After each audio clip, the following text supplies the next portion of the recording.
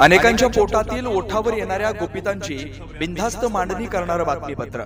मिलिंद देवरा यांच्यासारख्या नेत्यांची एकनाथ शिंदे यांना साथ मिळाली तर मुंबईत शिवसेना भक्कम होईल। त्यांच्या मनात पक्षात येण्याची इच्छा असेल तर शिंदे यांचं नेतृत्व स्वीकारून वंदिने बाळासाहेबांचा विचार पुढे नेण्यासाठी शिवसेनेत प्रवेश करावा। सहकारी म्हणून देवरा यांचा चेहरा मिळाला तर शिवसेनेची ताकद फार मोठ्या पद्धतीने वाढेल। मिलिंद देवरा लोकांमध्ये जाऊन काम करणारं नेतृत्व मुरली देवरा यांचा वारसा आहे। अनेक माजी आमदार त्यांच्यासोबत काम करतात। उद्धव बाळासाहेब ठाकरे गटाचे आमदार आमच्याकडे येणार आहेत। 14 तारखेपासून काय होतंय ते पहा।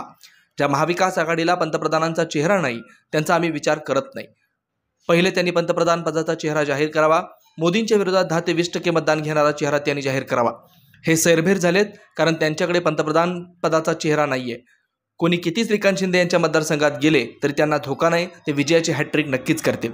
मी जी वक्तव्य ऐकता आमच्या विरोधातली मला काही बेस नसतो, पण मी जे कायमस्वरूपी सांगत आलो, मी ज्यावेळी तुम्हाला सांगितलं की शिवसेनेचे काही आमदार उद्धव बाळासाहेब ठाकरे शिवसेनेचे आमच्याकडे येणार आहेत, त्याच्या पुढच्या 10 दिवसामध्ये नीलमताई गोरेंनी प्रवेश केला, त्याच्यानंतर मनीषाताई कायंदेने प्रवेश केला, त्याच्यानंतर माजी आमदार तुकाराम कातेसाहेबांनी प्रवेश केला, अनेक नगरसेवकांनी प्रवेश केला।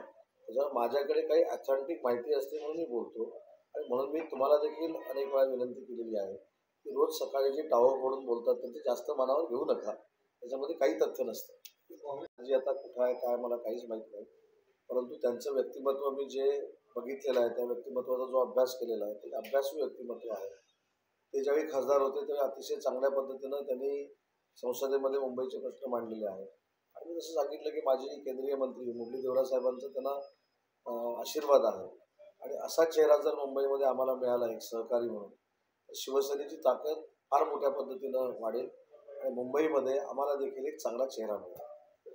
खासदार साहेबांचा मतदारसंघ, श्रीकांत शिंदे साहेबांचा मतदारसंघ, मी स्वतः एक 8 दिवसापूर्वी श्रीकांत शिंदे साहेबांच्या मतदारसंघामध्ये एका आध्यात्मिक कार्यक्रमासाठी गेलो होतो।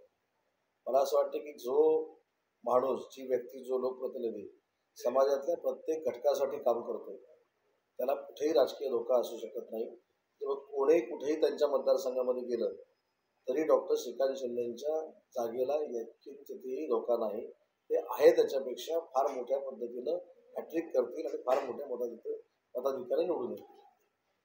आपण जशी चर्चा ऐकलेली तशी मी चर्चा ऐकलेली आहे, पण मिलिंद देवरांना मी जेवढं ओळखतो, मिलिंद देवरा हे अतिशय लोकांमध्ये जाऊन काम करणारे एक मुंबईचं नेतृत्व आहे।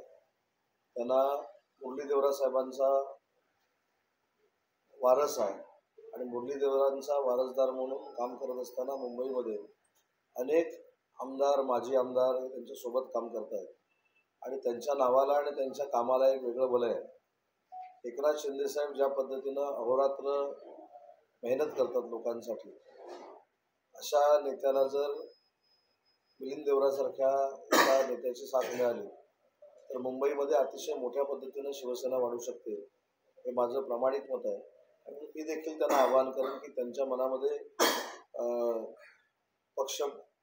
पक्षामध्ये यायचे जर चालू असेल तर त्यांनी शिंदे साहेबांचं नेतृत्व स्वीकारून वंदनीय बाळासाहेबांचा विचार पुढे नेण्यासाठी शिवसेनेमध्ये प्रवेश करावा। त्यापासून काय होते आपण महाविकास आघाडीच्या जागा वाटपामध्ये काही बदल होऊ शकतो महाविकास की महाविकास म्हणजे त्यांची ज्या आघाडीला पंतप्रधान पदाचा चेहराच नाही त्याच्यावर मी विचार पण करत नाही। मी अनेक वेळा सांगितले की पहिला तरी पंतप्रधान पदाचा चेहरा जाहीर करावा।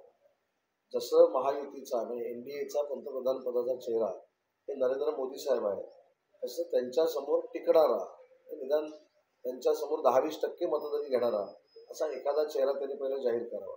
त्यांचे चेहरे कोण आहेत? नितीश कुमार, त्यांचं भाषण तुम्ही विधानसभेतलं ऐकलेलं आहे। त्याच्यानंतर ममता दिदी आहेत, पण त्यांच्या विरोधामध्ये काही लोक काम करत आहेत। काही लोक म्हणतात आपचा चेहरा आहे, काही लोक म्हणतात राहुल गांधींचा चेहरा आहे। असे नक्की चेहरे किती आहेत आणि हे सैरभैर का झालेले आहेत? तर मोदी साहेबांच्या विरोधामध्ये लढण्यासाठी एकही चेहरा त्यांच्याकडे नाही, म्हणून आजपर्यंत त्यांच्या ज्या बैठका झाल्या त्याच्यामध्ये काही उमेदवारीबद्दल ते चर्चा करू शकले नाही। बेधडक निर्भीड बिनधास्त मांडणी करणारा खबऱ्या लाईव्ह।